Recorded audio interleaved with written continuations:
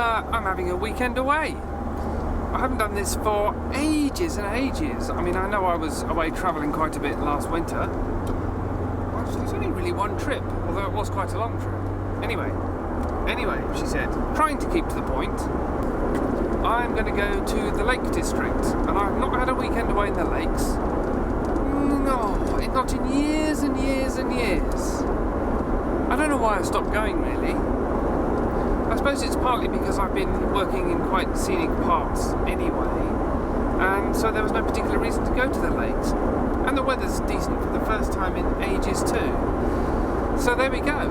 Amanda's travels to the left-hand side of the country.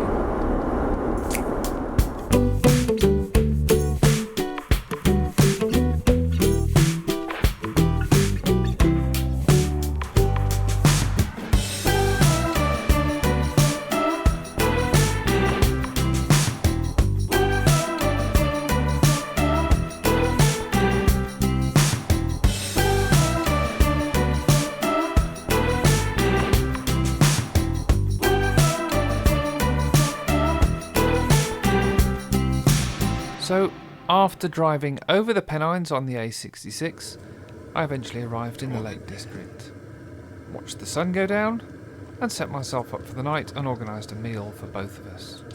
And then to bed.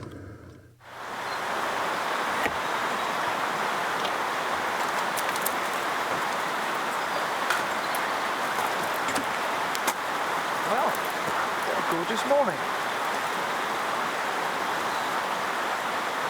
Sunshine, bird singing, babbling brook. Could hardly be better.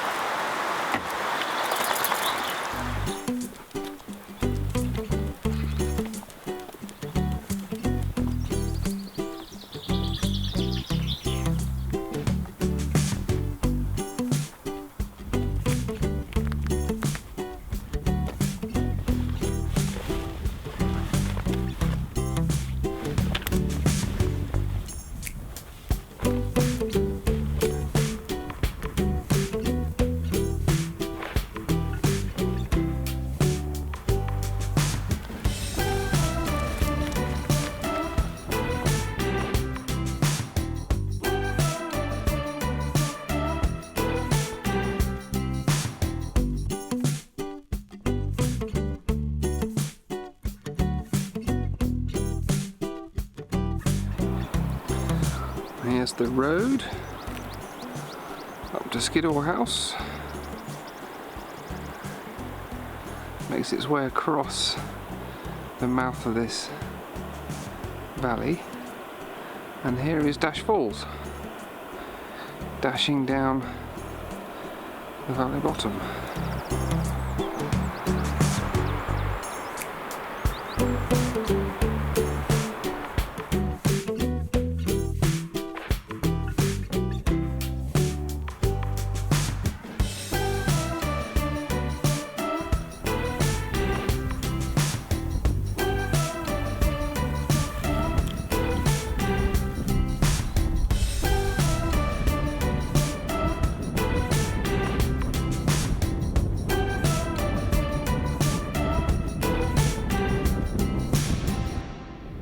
I came up here, all the way up here, hoping for a little farinaceous refreshment, because it clearly says on the map, bake stall. But do I find a bake stall? Do I find any of those little cakes made out of Rice Krispies coated in chocolate? Do I find any rock cakes? I was sold a pub.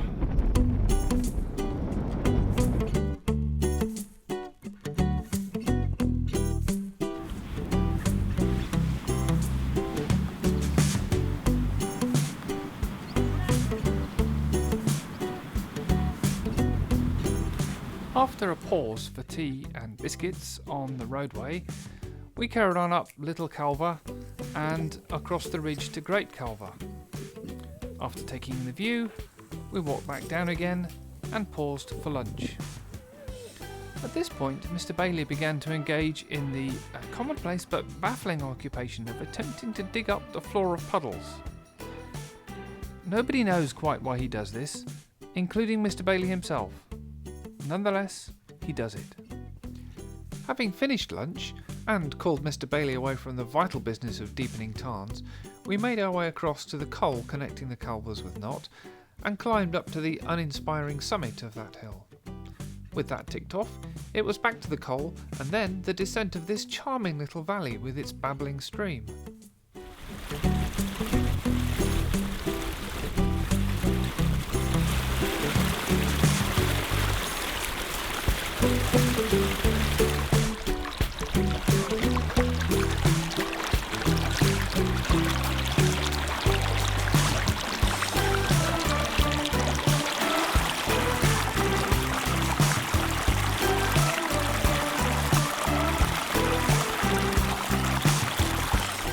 It really was pretty, and I thought this would make an absolutely cracking shot.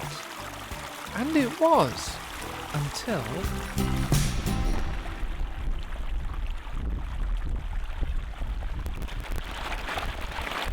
Well, as you can imagine, I was a bit horrified to come back and find my camera underwater. So I'm afraid there are no more pictures from this walk. I switched it off and took the battery out straight away. Here instead is an animated map of our route back to my van. Despite the camera's adventure, it was a great walk and I'm glad we went, because we didn't know back then that we soon wouldn't be able to do anything like this for months to come. And the camera? Well, you'll be glad to hear that after a thorough drying out, it seems to be none the worse, but this isn't recommended. Like I said, an amazing little camera, the Panasonic GH4.